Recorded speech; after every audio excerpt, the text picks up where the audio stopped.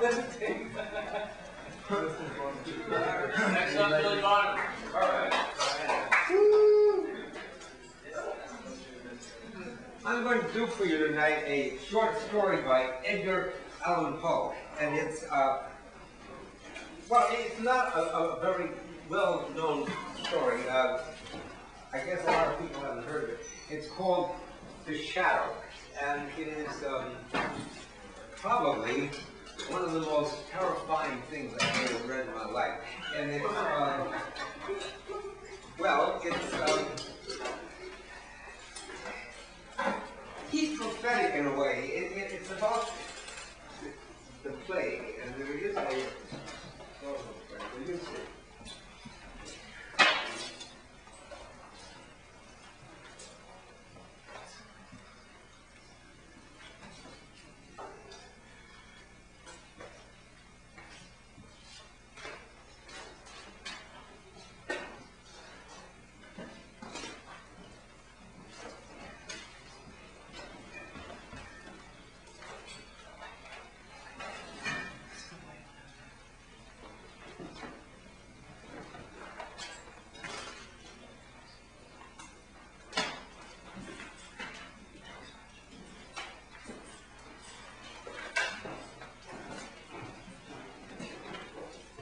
Ye who read are still among the living. I who write that have long since gone my way into the region of shadows. For indeed strange things shall happen, and secret things be known. And many centuries shall pass away ere these memorials be seen of men. And when seen, there will be some to disbelieve, and some to doubt, and yet a few who will find much to ponder upon in characters here graven with a stylus of iron. The year had been a year of terror, and of feelings more intense than terror, for which there is no name upon the earth, for many prodigies and signs had taken place, and far and wide over sea and land, the black wings of the pestilence were spread abroad.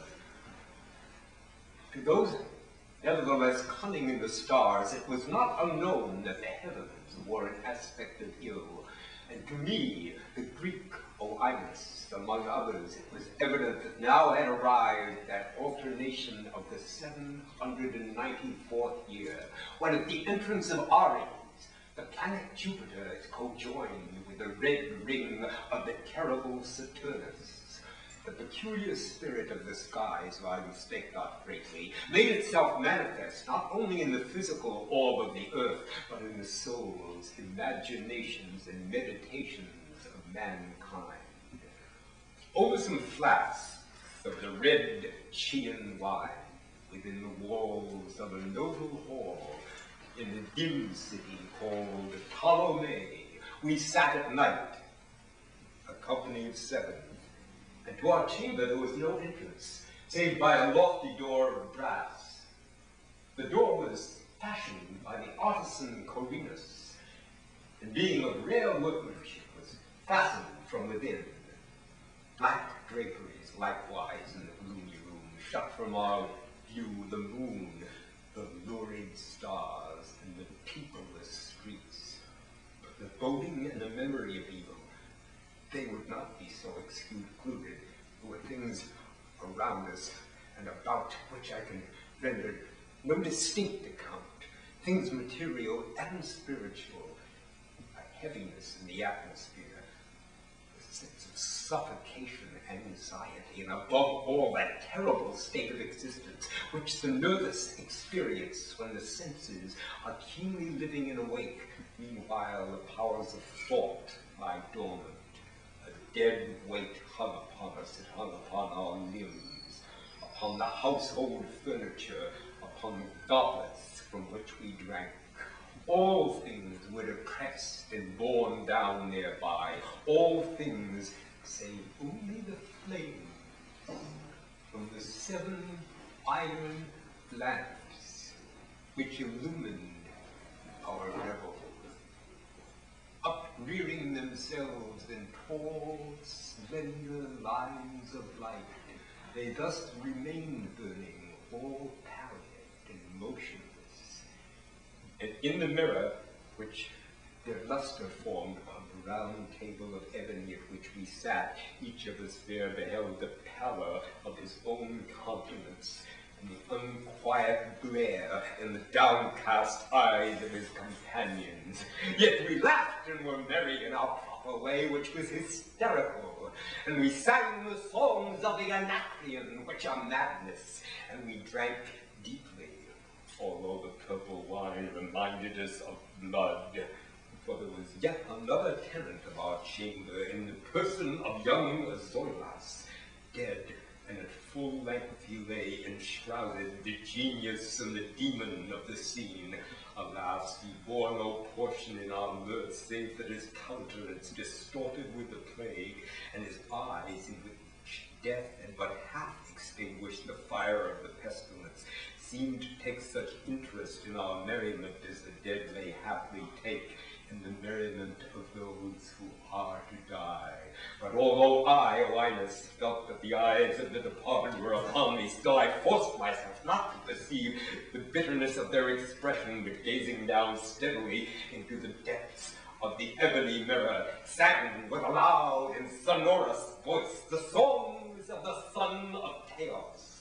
But gradually my songs they ceased, and their echoes, rolling afar off among the sable draperies of the chamber, became weak and undistinguishable, and so faded away. And lo, from among those draperies where the sounds of the song departed, there came forth a dark and undefined shadow, a shadow such as the moon, when low in heaven, might fashion from the figure of a man, but was a shadow neither of man, nor of God, nor of any familiar thing, and quivering a while among the draperies of the room, it like rested in full view upon the surface of the door of brass. Vague and formless and indefinite, is the shadow neither of man nor of God, not a god of Greece, nor god of Chaldea, nor any Egyptian god. And the shadow rested upon the brazen doorway under the arch of the entablature of the door, and moved not, nor spoke any word, but then became stationary and remained. And the door whereupon the shadow rested, I remember aright, over against the feet of the young Zoilas enshrouded. We the seven there assembled, having seen the shadow as it came from among the draperies, dared not steadily behold it, but cast down our eyes and gazed continually into the depths of the mirror of heaven.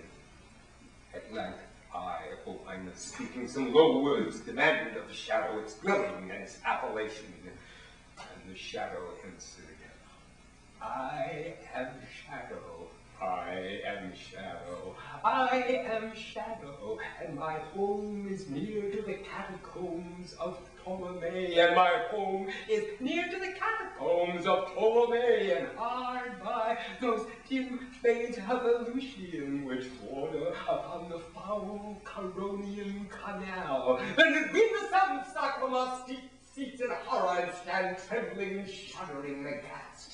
The tones and the voice of the shadow were not the tones of any one being, but of a multitude of beings, varying in their cadences from syllable to syllable, fell duskily upon our ears in the familiar and well-remembered and familiar accents of many thousand departed friends.